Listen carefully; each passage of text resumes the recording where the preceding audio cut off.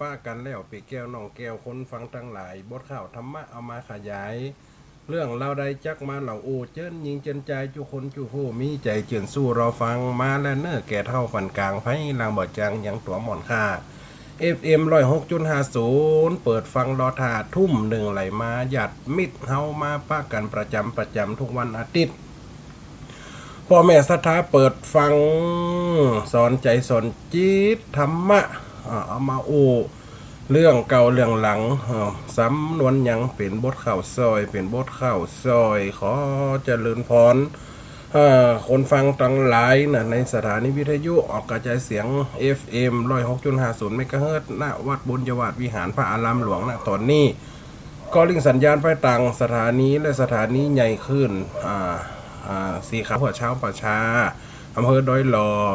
แล้วก็เขื่อนฝายหินตำบลดอยสุเทพอำเภอเมืองเชียงใหม่ไปตั้งเจียงไฮ้เฟืองฝ่ายเป้าแม่ขาจานหลายตีหลายตั้งแม่เมาะหลับปูนเนาะห้อยตองซักหลายๆเขื่อนที่เป็นก็ลิงสัญญาณมาแล้วก็ทักทายทางเฟซบุ๊กไลฟ์ด้วยนะแม่บุญเรื่องใช้เงินพระอาจารย์เอิญโยก็ได้เนาะดังแต่ดังว่ะก่อนเดี๋ยวเขาปิดไลน์แต่โยมเมนูเดี๋ยวตักไลน์เข้ามาฟังอยู่เนื้อพระอาจารย์นี่นะเดี๋ยวก่อนเดี๋ยวปิดเสียงตัวได้เนี่ยจ้ะเอามาป้ากันหน่อยปล่อยแม่เนอะช่วงนี้กะเข้าพรรษามาละเป็นศีลที่2แล้วเนาะกะบวยเนี่ยจ้ะเรื่องกินเรื่องทานคนเฮากะคงประยุทธ์ประยนเนาะกะทำกันไปทำบุญกันไปเอาใจพระใจเจ้าเอาใจทำเอาใจนำใจทำถึงจะเป็นข่าวอย่างใดก็ตามอีปล่อยแม่มันอยู่ที่ตัวบุคคลเนาะเป็นอยู่ที่ตัวบุคคลเขาจะเอาศาสนาไปว่าที่ทุเจ้าเห็นหมดอันนั้นแสดงว่าผิดที่สุดเขาไปยึดติดว่าทุเจ้าเป็นศาสนาทุเจ้าก็คือบริษัท4เหมือนกันอย่างอีปล่อยแม่คนฟังรายการเนี่ยมีอย่างมีพระภิกษุแล้วภิกษุณีอุบาสกอุบาสิกา4อย่างนี่เรียกว่าพุทธบริษัท4บริษัทได้มันล่มกระจ่างมันกันละคงล่มหมดแหละนะอย่างเปิดว่าเหิงซ้ายในอินปล่อยแม่เนาะเขาจะเอาซ้ายกมันก็ต้องละเอียดหน่อยเอาตาเหิงทีมาเหิงเนี่ยจะเอาซ้ายหมอกชาร์ปนะซ้ายแบบซ้ายล่างไว้คัดเปิดมันก็แหมอย่างทุเจ้าเขาก็เหมือนกันนะพระเจ้าพระสงฆ์ก็เหมือนกันมีหลายระดับมีหลายอย่างเหมือนกันถ้าเขาไปยึดติดจะอันก็อย่างตามข่าวก็หันตั้ง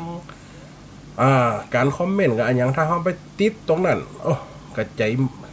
เพราะเขากระใจตกไปเหมือนกันเนาะจะถือว่าคนเขาอยู่ในจิตใจธรรมะอยู่ในจิตใจธรรมะก็คือเกี่ยวกับสิ่งที่เป็นธรรมชาติสิ่งที่เขาอยู่แบบมีความสุขนี่คือธรรมะที่ดีที่สุดละเขาถึงว่าเป็นพุทธบริษัทที่เขาบัได้ถึงการปฏิบัติถึงแนวทางวิปัสสนาหรือว่าสมถกรรมฐานขั้นสูงนะเขายังเป็นปุถุชนคนยังหากินอยู่อย่างอีพ่ออีแม่ก็เหมือนกันทุเจ้าเขาก็มีหลายระดับคนบ้านก็มีหลายระดับอันติ่มเขาวัดเห็นเลยก็มีแม่นก็อันติ่มสนใจวัดว่าเห็นเลยอันติ่มเป็นฮักวัดกับขันล้อมว่างที่มันได้ไปอันนั้นก็ไปแฮมอย่างเนาะกำลังฟังซอนี่ห้องกินข้าวติ๊กอย่างจ้าแม่อย่างที่พรผู้ข้ามเนี่ยหลายถาดเนาะยังแม่บัวขี่สุดเข้ามาอุ่นลำเป็นข้าวลำเยาเปียงไหมเนาะเดี๋ยวมันจะวิทย์ไปทางบทละครทำเขาเนาะอันนี้ก็เป็นละครทำสอนที่สนใจที่อีปอยเมที่ตามเราฟังกันมาเป็นประจำเนาะเขาอุ่นเหลืองเจ้าปัวละนอพุทธิสัตว์สร้างสมปานข้างหมดเจ้าปัวละได้เข้าในเมืองเพื่อจะไปแก้ปัญหากับเจ้าพญา4 ปีแก้ปัญหาได้ทุกอย่างแก้ปัญหาได้ทุกอย่างแม่ยิงคนได้เป็นแม่เป็นลูกแม่ตัวได้เป็นแม่เป็นลูกแล้วก็ไม่อันได้เป็นหัวเป็นหางโหแล้วมดกับนั่นเจ้าพญา4 ปีก็เลยว่าโอ้ถ้าจะให้กูมาตอบเนี่ยให้ปอบพญามาตอบเนี่ยเพื่อเขามีคำถามหรือว่ามีปัญหาอะไรอย่างมาใส่แฮมอาจจะสู้มันได้เดี๋ยวนี้ย่อมไอ้เหรอวันผูกแฮม7 วันพัฒนาเนี่ยคือเข้ามาในเมืองเลยปอบพญาจะย่อมคือหนังแต่นเนี่ยอ้างว่าเป็นลูกไอ้โลกอ้างว่าเป็นลูก เอาขจุมเข้าใส่เอาปิ่นเกาล้านหูเข้าใส่กำนั่นนะจะแก้ปัญหาเจ้าเมืองอ่าปัญจะเนี่ยก็เมืองพระราณสีเนาะเอามาต่อกับเมืองสีปีเมืองพระราณสีคือเจ้าปัวลาได้มาอาศัยอยู่จะเป็นอย่างไร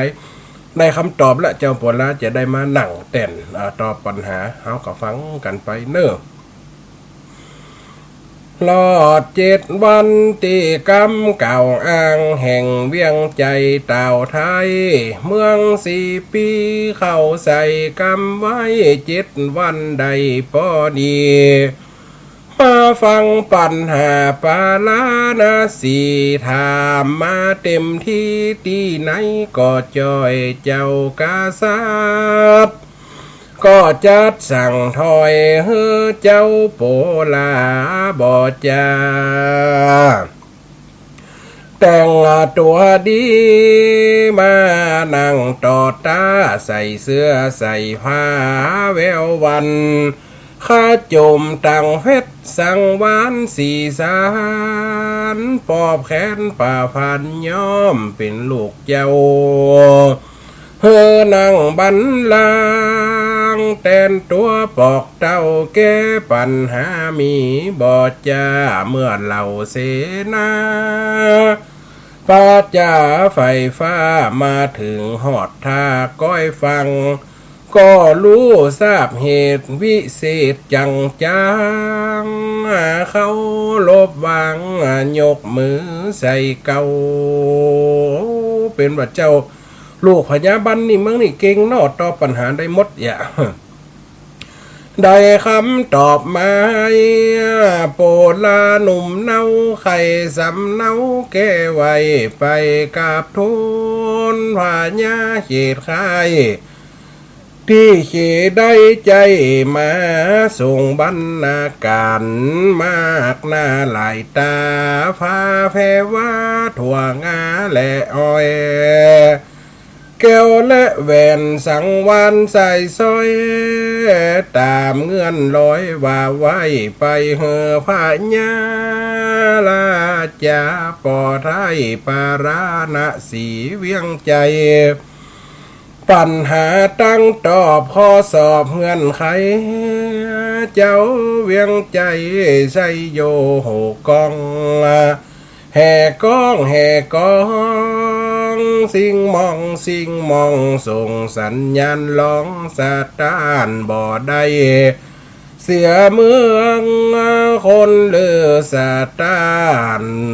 ผู้คนหลายท่านยิ่งใจ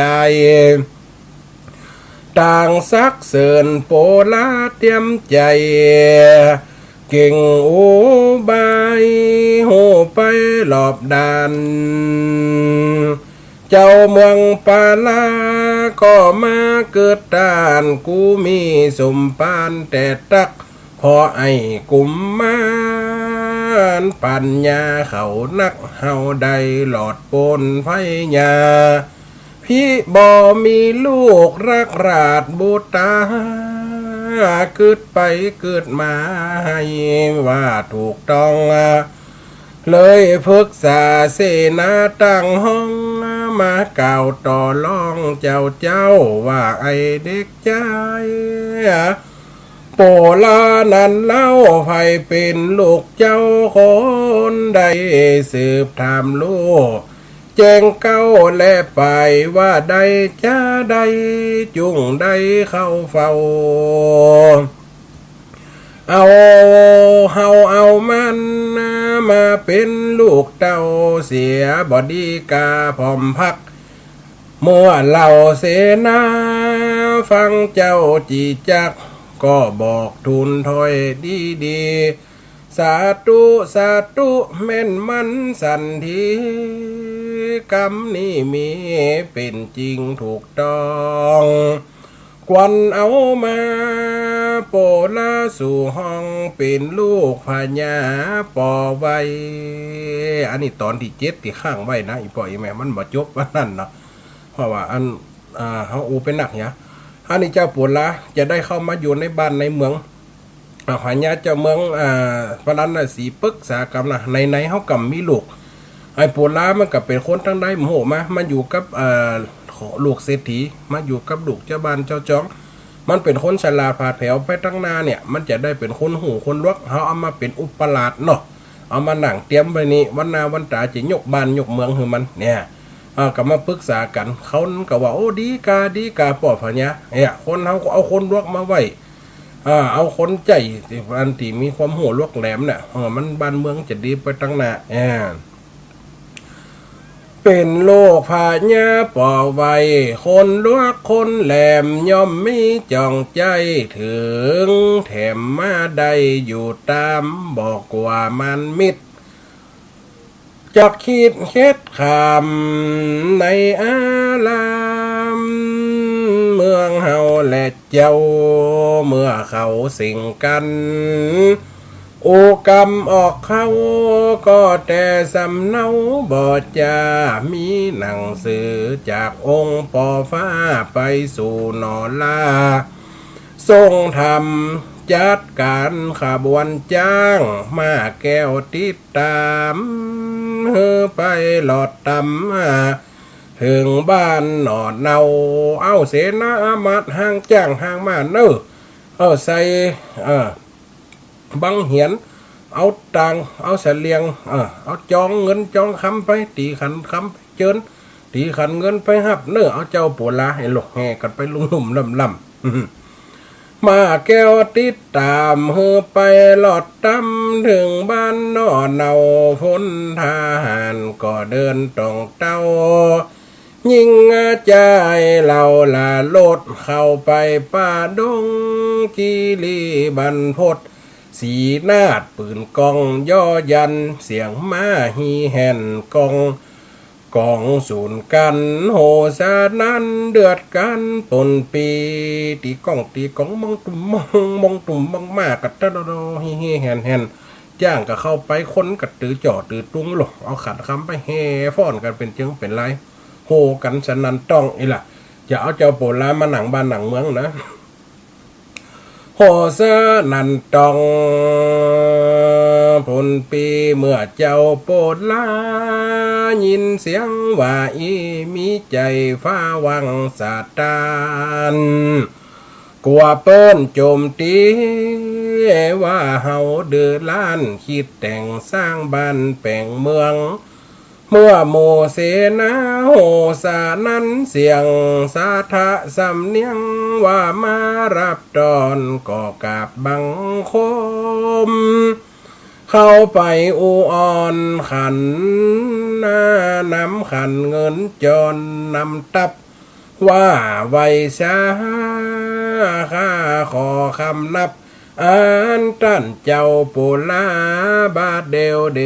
นี้ไปถึงปุ๊บกัดเข้าปากันเหล่าว่ามดหล่นนั่งลงมดเอาหมูเฮานั่งลงยกขันไปตำให้โล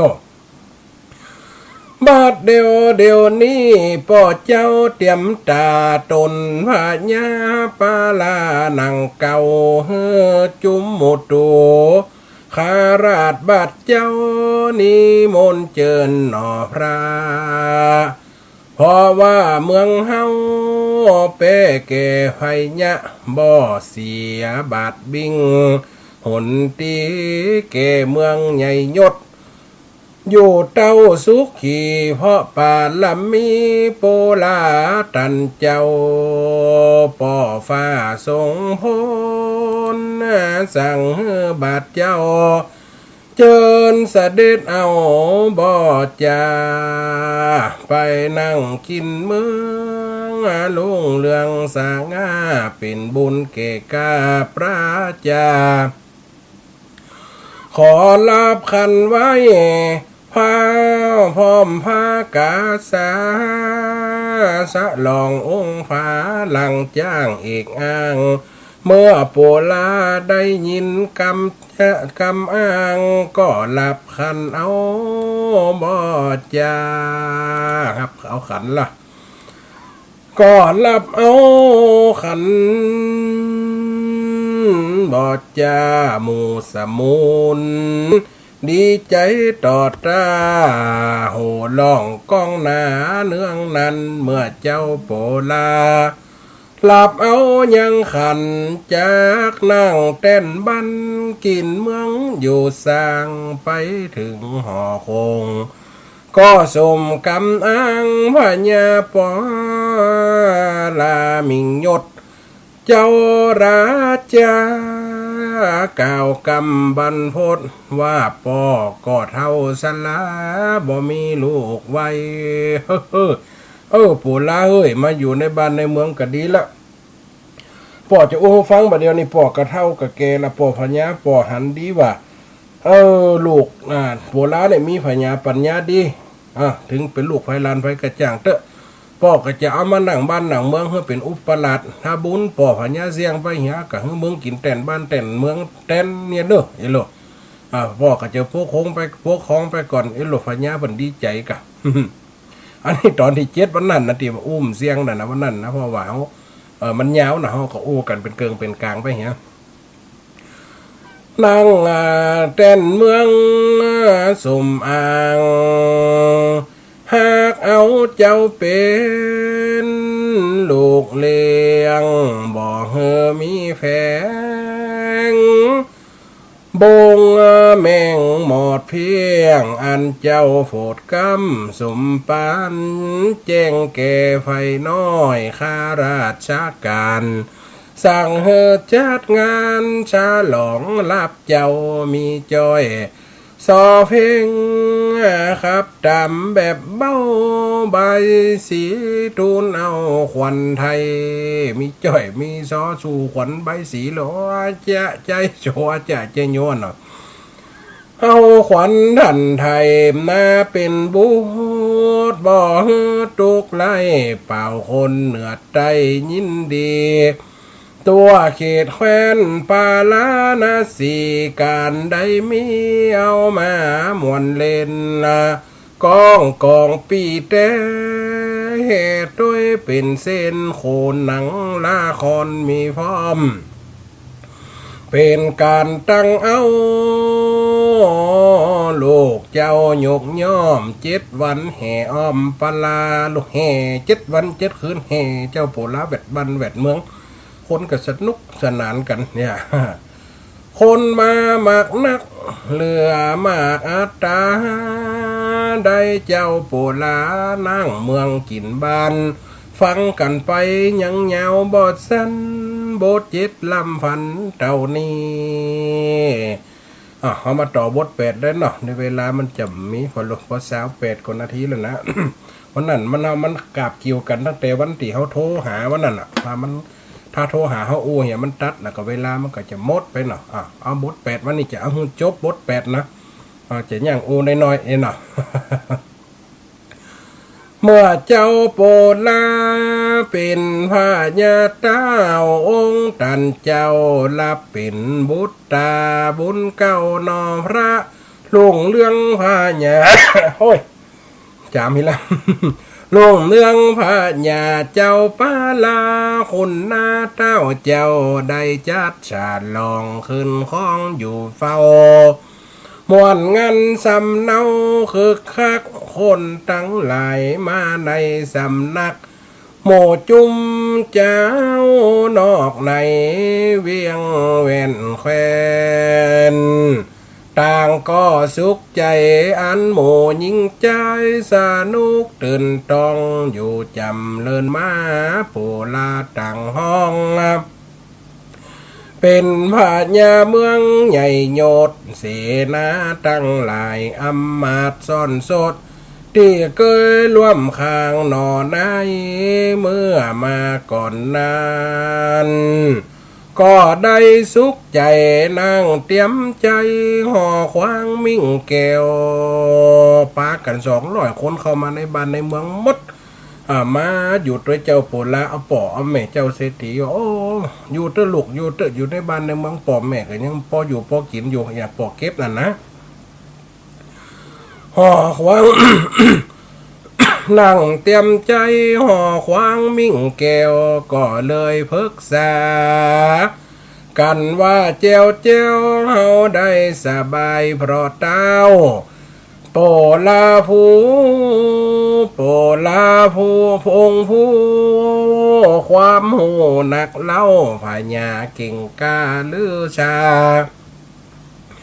เมื่อได้นางเต้นยังบันลังกายังขาดพันยา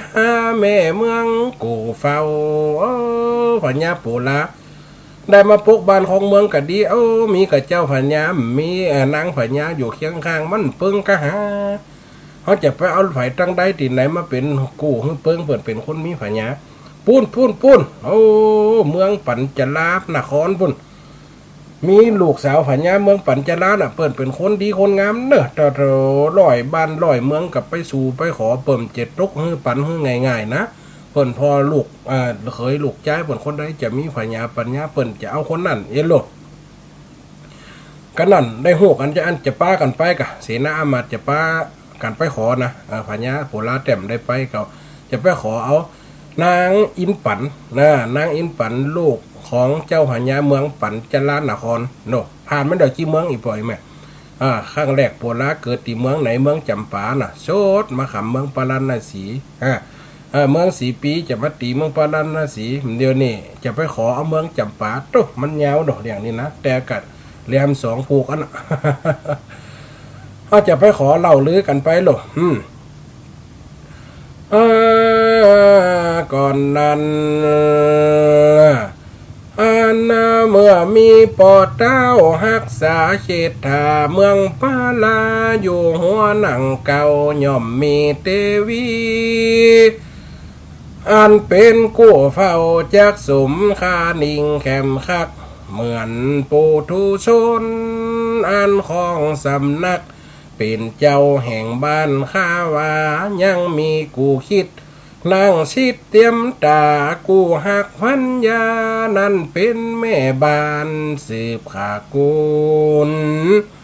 เก่างูนดังอันเมื่อมีองค์ท่านปอฟ้ากวน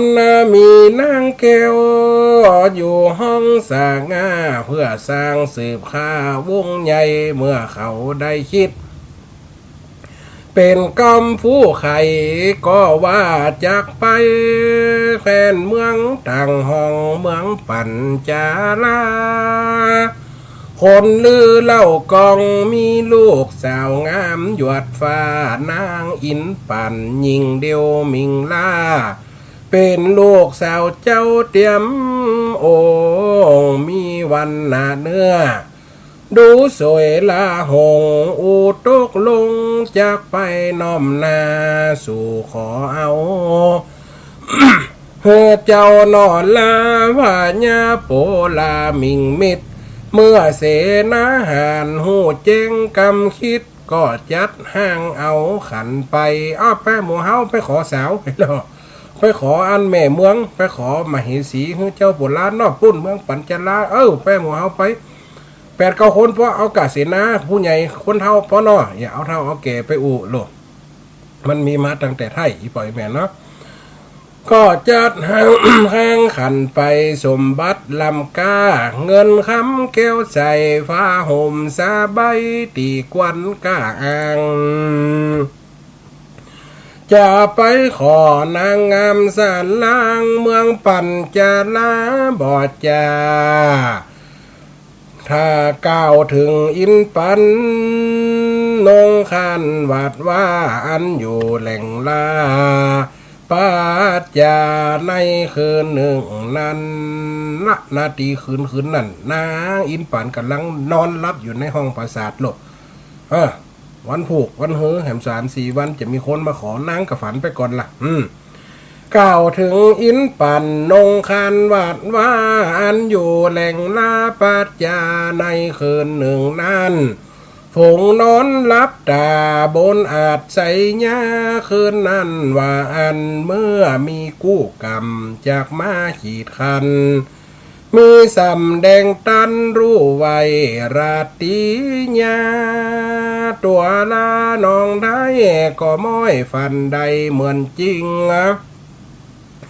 ฝันว่าองค์เต้าอินองค์สิงมาหานางยิ่งตีในหอห้อง นางฝันว่ามีพระอินทร์ลงมาจากบนจันฟ้าลงมาหานางที่ในห่อห้องเอาแก้วมานี้มาตกใส่ต้ององค์มือนางบาดว่าเจงส่องใสไปตัวแผ่นฟ้านางเอามาปกผ้าห่อนำโลกฝันดีแต่ดีว่าแล้วสะดุ้งตื่นยังติดใจคำก็เก็บงำเอาไว้ทีถอยอุ้ยคุณอย่ามาฝันจะนี่ฝันพระอินทร์เปิ่นเอาแก้วมาหึงกุกเอาโป๊กผ้าไว้โลกสะดุ้งตื่นแล้วก็ล่อนรับเก็บไว้ที่ถอยเลยมาอุจจาปีเลี้ยงใหญ่น้อยที่ดูแลนางเวดล้อมเขาต่างโจจ้าไข้หัวกันพร้อมอิโล ว่าองค์หญิงเจ้าฝันดีโอ้แต่คืนนี่นะสูอันข้าเนี่ยฝันว่าพระอินทร์เอาแก้วมาใส่องค์มือกุ๊กเอาโป๊กพาไว้จะเป็นแต่อาจารย์ได้หาอิโลข้ามูนางบัตจริกาหมู่คนใจก็เป็นสาวอย่างเดียวกันหมดอายุได้18อยู่โลโอ้ไข่หัวกันเที่ยวเขาฝันจะอีลั่งถ้าว่าเป็นคนยังได้ก็จะว่าโอ้จะได้ผัวมั่วอีเนาะถ้าคนจะอีปนฝันจะอีจะมีลูกเนี่ยผัวกับมีจะมีลูกจะได้สูก็ว่าไปเลยว่าเล่นกันหยอกกันไข่หัวกันน่ะเขากันเล่นของเขาก็ไปเนาะไข่หัวกันพร้อมว่าองค์หญิงเจ้าฝันดีแม่นว่าจักได้เป็นมเหสีลังว่าจะมีเมืองใหญ่แคว้นลาจากมาสู่ขอแต่นอเจ้าข้าสมลากาตีนึกต่างเขาไข่หัวกันหันลึกตามภาษาสาวแล้วอู้เรื่องซอนจูไข่หัวเป็นแถวอันเป็นแนวภาษาโลกสร้างเห็นหรอเขาจะอู้กำอย่างกันหัวน่ะไม่ยิงถ้าอยู่กับเขาอู้จันให้นั่นน่ะ หัวใจถ้าอยู่กับเขาอู้จันให้มันก็เป็นเรื่องธรรมดาของโลกเนาะ ภาษาโลกสร้างนางอินปั่นก็ว่าของบ่อนลังจากได้มีไฟในหูมาเอาเป็นลักแห่งห้องกาตูเมืองมีเป็นถอยลอยปันเมืองไหนมาขอ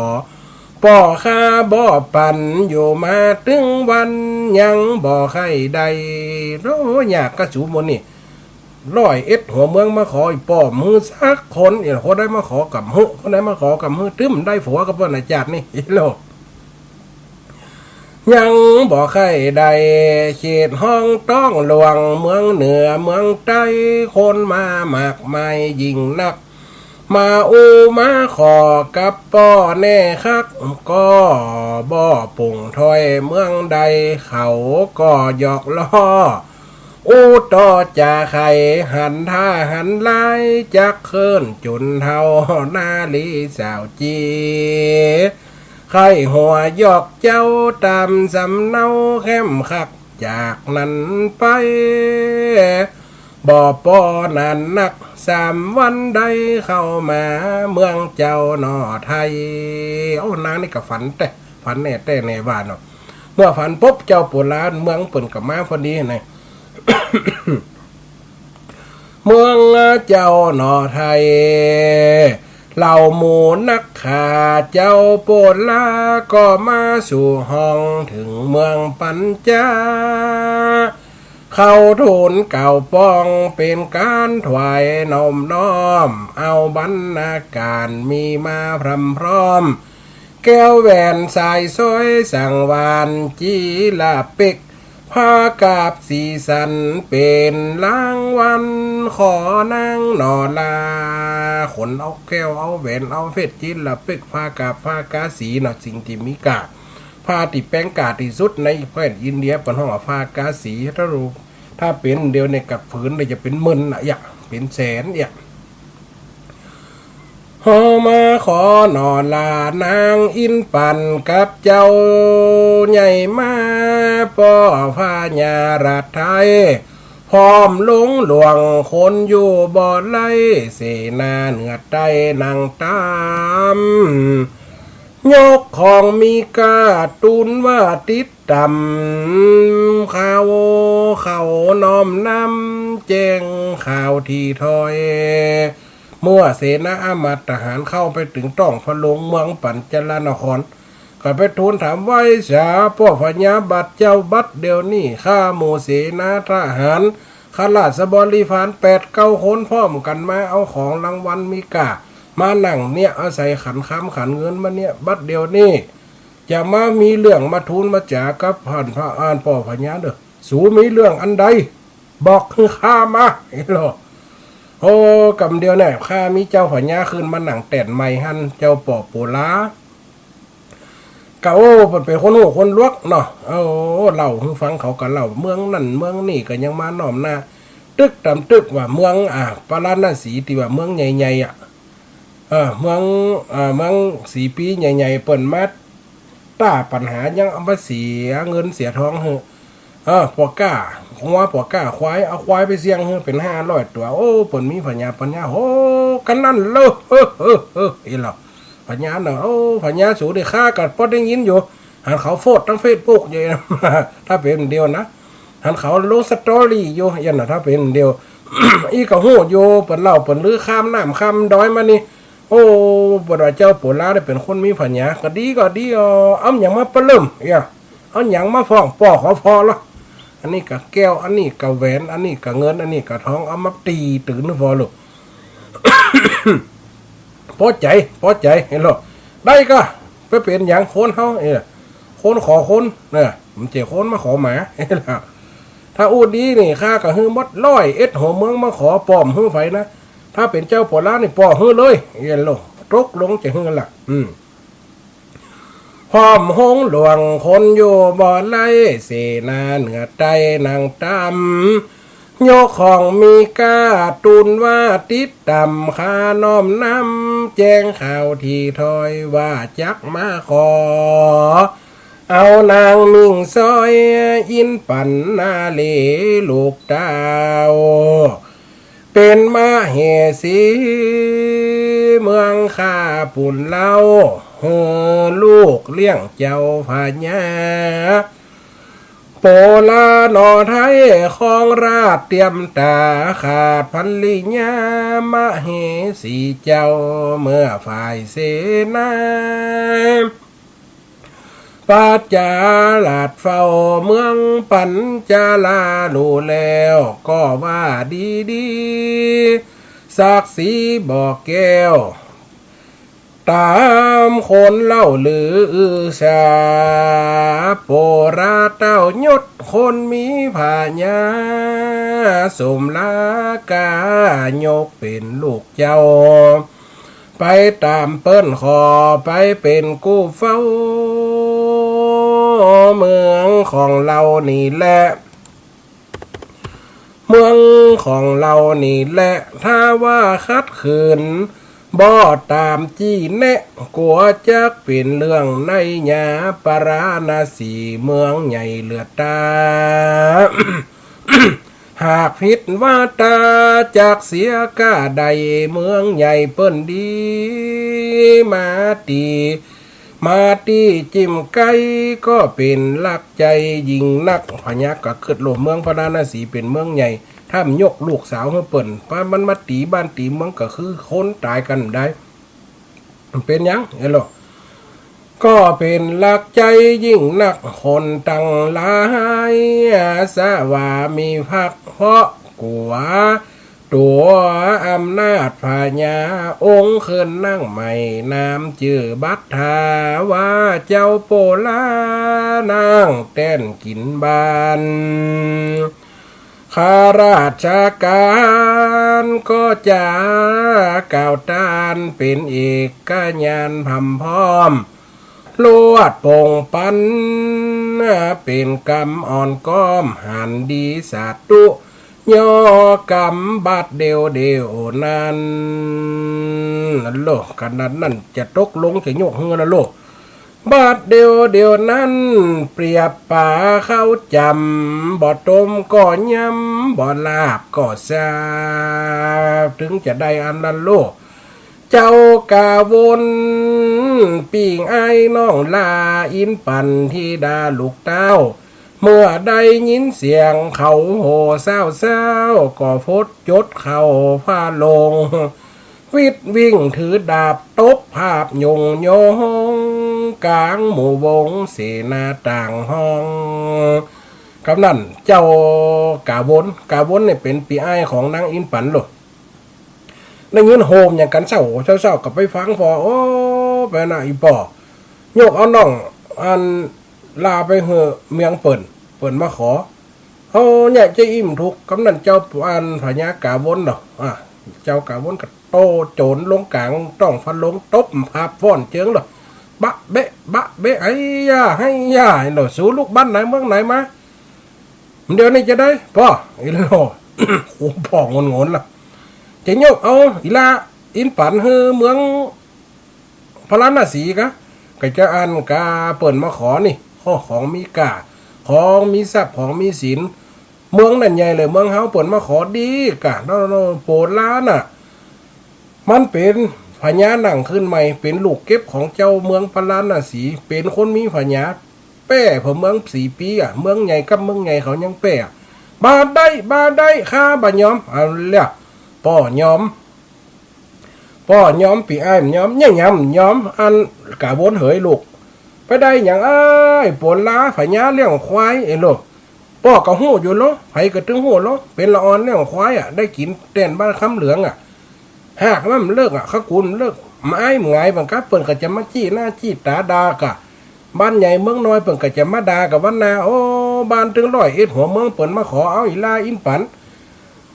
คนได้กับอำป่อกับเฮือลำเดียวเนี่ยไอ้โปลาเป็นพญาขึ้นนั่งได้กี่เดือนไม้หงายบังคับซ้ำเป็นละออนเรื่องควายจะอีนี่ย้อมคาตึมย้อมเอาแล้วตบผักฟ้อนเจ้าละบะเบะละหมูนั่นกันหน้าจางจัดถอยกันละนะ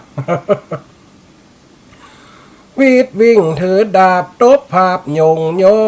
งกลางหมู่วงเสนาต่างห้องเหล่าข้าปัจจาปาลาเต็ดต้องก็ตกใจกันเถิดเข้าถอยโหนบ่หันแนวกึดเมื่อเจ้ากาวนว่ามาจี้นาดาว่ายังได้หาป้อบิดาบ่ถามตัวข้าจะยกน้องยิงงานเป็นลูกลาให้เมืองปาลาต่างค่ายบ่ใจว่าเฮาหันให้ดูให้บ่ได้อย่าเลยบัดได้ถึงคัดเพราะถึงจะขวางตัวไอ้หรอกอันเมืองอื่นลอยไฟน้อยต่างเคยเข้ามาเจยป้อบ่ยกเหือเป็นสันใดอู้ง่ายดื้อให้เจ้าโปลา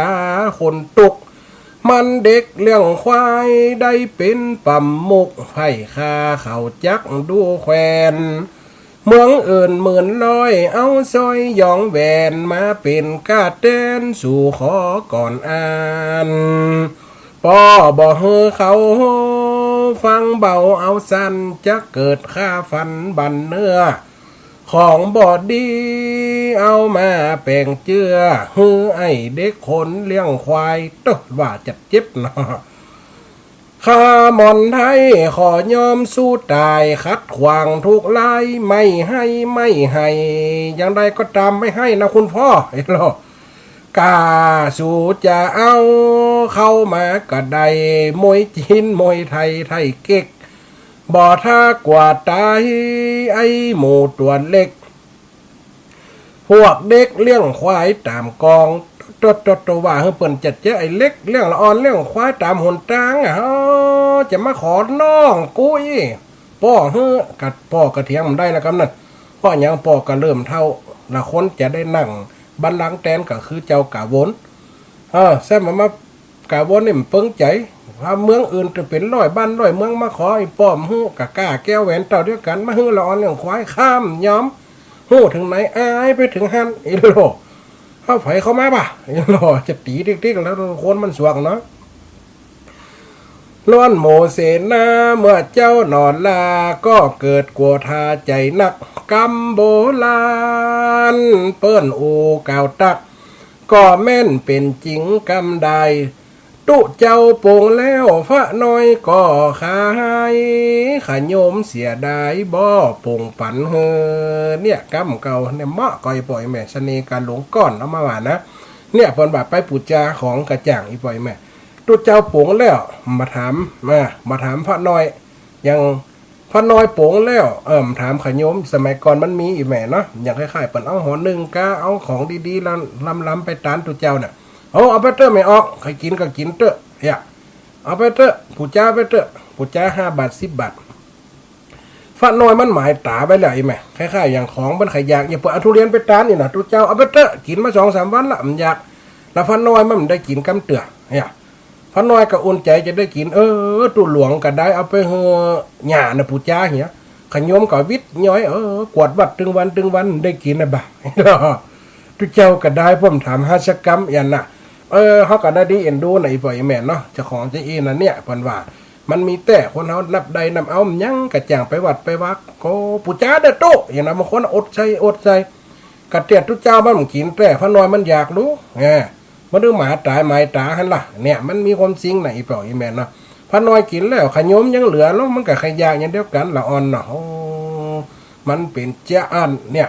เอามาห้อยเป็นกำข่าวในปล่อยแม่เขียนไว้เป็นบทข่าวพวกร่างบุญบัดตายไปวันหน้าเขากำลังเอามาเก็บ มาเป็นอันเป็นคล้ายๆเป็นหนังสือรวบรวมไว้ถ่ายจัดนักเยอะนี่ตู้เจ้าโป่งแล้วฟ้าน้อยก็ขายขยมเสียได้บ่โป่งปั่นเหิดลวดดักใจอยู่หันเจือเกือบ่เก่าจะลือไปนักอายก็อายขายหน้าแต่ตักปอลวดปอกปิกเลี้ยวไปไอ้หมูนั่นกเสนาอามาดคนเฮาหัวงอกหัวละซะเข้าไปหาเปิ่นป่อเฮือนแล้วอายเบิ่มเฮืออายกับคำนั้นนัทนนนาเน็ตนาสามดการออกอายก็อายขายนาแต่ตักก็ลวดปอกปิกเลี้ยวปันเมื่อป้นจากเมืองเขาก็อู้กันว่าเสียหน้างานเปิ้นยามบอดน้อยเขาตายละค่ายเนาะเซียวจะได้ยังกันนั่นนะหน้าที่ไอ้จีเนี่ยจะได้เดี๋ยวนี้ไปบอกเจ้าปู่ลาจะได้แล้วตั้งแนวมาขอถึงว่าได้กับโชว์นะก็ว่าได้เนาะอู้กันละเสียหน้าอามัน6-7 คนอมแอมไอ้เขาต้มเดี๋ยวนี้ปุ่มหุ้มเดี๋ยวนี้เปิ้นยามบ่อนหน่อยบ่เอาก้อยอู้ที่ถอยยังบ่กาลุนก้อยเป้าถ้าว่าเจ้าเฮาอย่างอีแต่เล่าเป็นเด็กเรื่องควายตุยกองมาว่าเจ้าพญาเฮาเป็นละอ่อนเรื่องควายตามหนตราหูคานแค่น่ะแล้วยันเขี้ยวยันกังข้านี่อายล่ำยำปอบ่อทองเขาอู้ตุยกองคืนเมืองสู่ห้องเมื่อไปถึงเวียงปาลาเต็ดตองก็สาธาใหญ่บอกไว้ว่าเจ้าปัญจาเปิ้นเก่ากำไรข่มเมืองว่าเจ้าเลี้ยงควายไว้สาพ่อพญาเป็นเจ้าป่อปุระพญานั่นเขาทำฮือกับอู้กันดีๆกับว่าแฮมปี2 ปีกับพ่อไปทางไหนกันย่ำอู้กันงามพ่อเปิ้นจัดดีไอ้มันน่ะเหลียเปิ้นไหนแล้วท่านวิทย์ชัยช่วงเดี๋ยวมาขาหักก่อนนี่แล้วโอ้ว่ากำได้กับพญาเลี้ยงควายกำได้กับว่าพญาเลี้ยงควายพิษใจไงอีโลข่มว่าเมืองเจ้าเลี้ยงควายปีนางอินปั่นมันบ่ปอดใจกาวนปอดใจจีหน้าด่ายอจักขามจักดาบข่มเสียงบ่ถูกยี่ห้อคนวันนะต่างจันเมื่อนั้นตะเสนสาหายกู้ฟันอามาตเตรียมข้างโปลากำนันอูปุ๊บพญาโปลามบะเดียดบะรอดในปล่อยแม่เปิ่มฮือกำเอาน่ะเปิ้นคนใจเย็นเนาะเฮาจะเอาหยังไปสู้เปิ้นกระตึงว่าถูกไอ้เจ้าโปลากำนั้นตะเสนกะ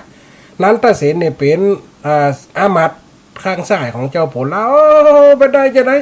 มาว่าฮือพญาเสียวค่ะนั้นตะเสนนี่มันเก่งลูก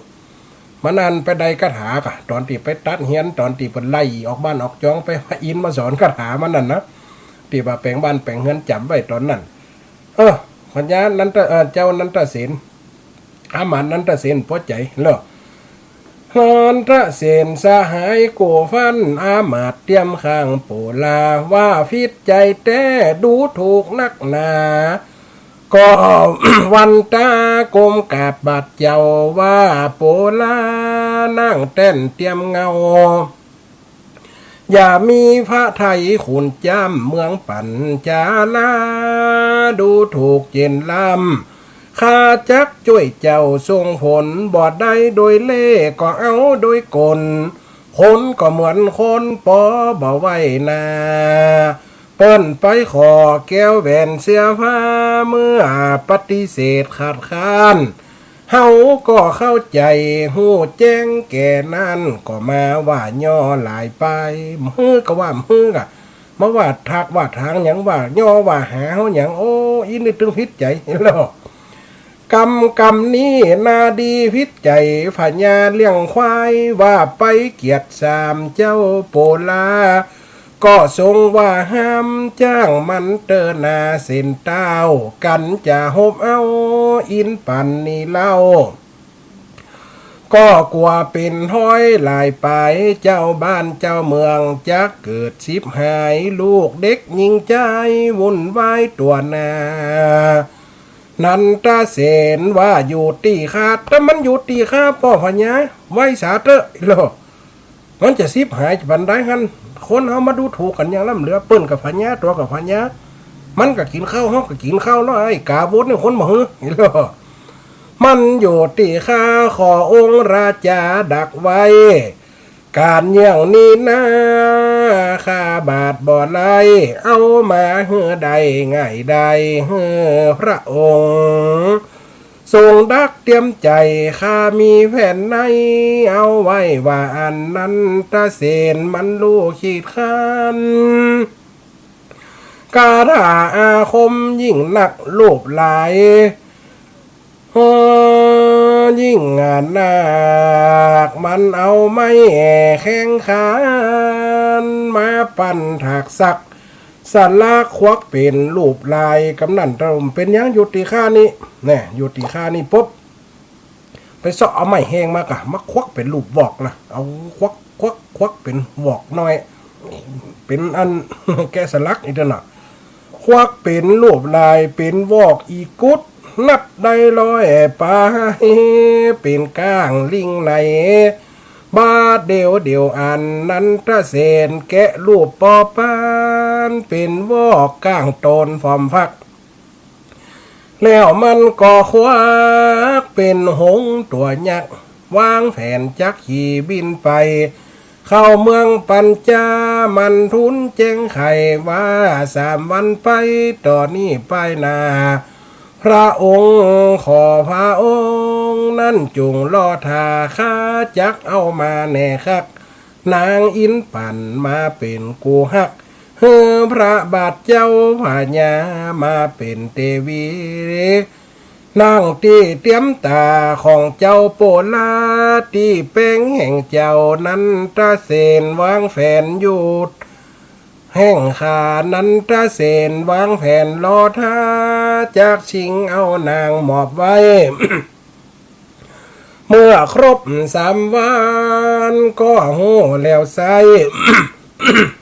มันก็สะปายถุงงามเอารูปสลัก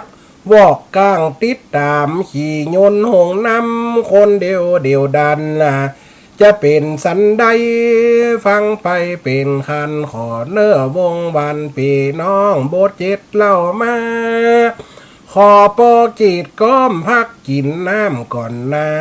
วางลงไว้เป็นถ้อยกำจาข้าวโปลาโบท7เต้าอีโบท8เต้าอีโปลาบ่าวน้อยมาถึงตอนกับนี่ไปขอสาวไอ้นางเจ้าโปลามันได้นั้นตาเสียนกับมาควักหลูบหลักกันนั่นนะแปลงหงกันนั่นเอาถุงเปิดสปายหลูบอก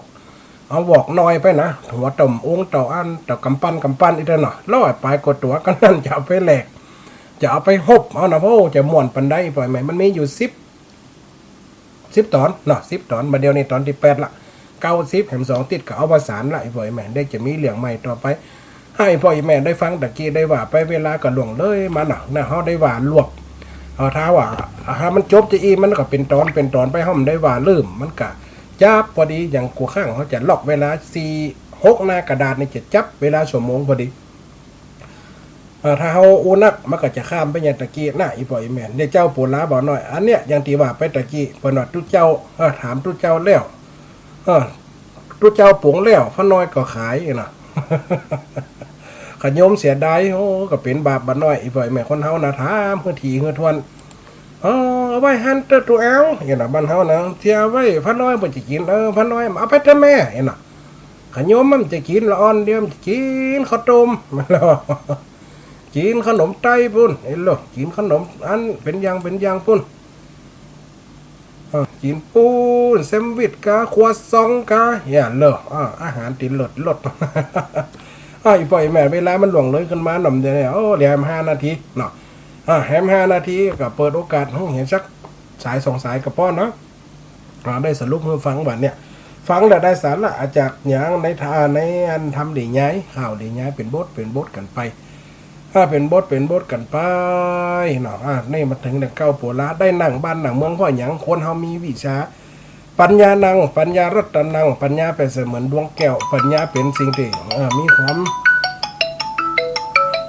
ใช้แรกตาฮาโลนมัสการเจ้าอาจารย์เจริญพรเด้อยายพรล่องบัวแดงจบแล้วล่ะฮะข้างที่6ห้างแหม2ฟูกจบต่อนี่ก็จบจบไปจอนเนาะก็ไปตอนอย่าเล่นละครนี่เป็นม่วนไปเนาะฝนตกขอทั้งเชียงใหม่ฝ่ายหญิงจะชัดเจนจะดีว่าฝนตกก็ต้องป่วนจบเจริญพรเด้อพ่อชนะเจ้าเขาเจ้าเกี่ยวเป็นนี่อ่ะเดี๋ยวโทรมาสาธุเด้อเจ้านมัสการเจ้าเอาสาที่2ไปจ้าพระมหาพระจ่าเจ้า2 ท่านนี่ถึงขนาดนักแต่ไม่อันไปเรียนเซนเตอร์ก็ไม่ใจพรล่องบัวแดงนะซ้ำเสียงยังกันเฮียจะได้มาซ้ำเสียงยังกันเฮียก็ใส่ก็ไม่ใจพรตะกี้กับที่วางไปตะกี้น่ะกะอันนั้นเป็น81กันนี่8เหรอแม่80เจ้าหนุ่มกับเป็นคนปีเนาะคนต่างเกิดแต่คนต่างเกิดคนละปีอันนั้นปีสันนะบางเนี่ยฝนตกก็วันนี้มันตกเจ้านี่ตกอย่างหอซุยแล้วไปตะกี้มันตกซุยเลยตกอยู่ก่อนตกวันนั่นน่ะมันจะได้หันแดดเป็นน้ำเลี้ยววันนี้หันแต่ว่านี่ได้ซักผ้าอยู่แต่ว่าก็ที่มันได้หันน่ะสาธุเด้อเจริญพรเด้อเจ้าแล้วให้กำลังใจเด้อสาธุเจ้ากับไว้ค่ะเจ้าFC 2 ท่านนี่เน็ตนะ80 ปลายเด้อบ่อยแล้วคนดมกันนะหลังเจ้าปวดไล่ปล่อยไม่ฟังกันไปอันนี้เป็นดีไงกำลังจะก้อนไม้ในเลี้ยงอันยังในจำปา4 ต้นนะสาธุเจริญพรสาธุโยมแม่หมดดีเนาะสาธุเด้อดาวได้กับที่ทำจ้าดีเนาะนั่นน่ะแล้วจังไมฝนตกกันไหมตกถึงวันนะเจ้ากับตกเจ้ามันคนละโซนเนาะเจ้าวันนี้ท่านอาจารย์มาได้มาโดยท่านมหาสมชาติจ้าที่คนมาตามเตียนเสมอเจ้าวันนี้มันได้ไปแม่เสมอมันได้ไปกันนะเพราะมีนัดแขกไว้วันนี้มันได้อยู่วัดหลายวันละท่านอาจารย์นั้นอาการหนักนะรักษาสุขภาพของนั่นหนักอะต่อกับลูกไอ้จุดทายามาแต่ว่าอาจารย์ใจค่อยสบายนี่นั่นสาธุนะโยมแม่เนอเป็นกำลังใจให้ท่านอาจารย์นะเจ้าสาธุเจริญพรเนอเจ้า จับพอดีหมดเวลาหมดเนอะอีพ่ออีแม่เนอะหมดเวลาแล้วคนฟังรายการขอส่งสัญญาณอุจจาปักปอนพอนาฬิกาไหลมาลิงค้อนทุตังลาจรนัดปบวันนี้ลาไปที่นาข่อยโคบบรรจบได้เวลาที่นี่บอต้าติดหน้าแหมนาเรื่องเจ้าปวดร้ายยังมีต่อแหมหน่อยเจริญพรเนอะ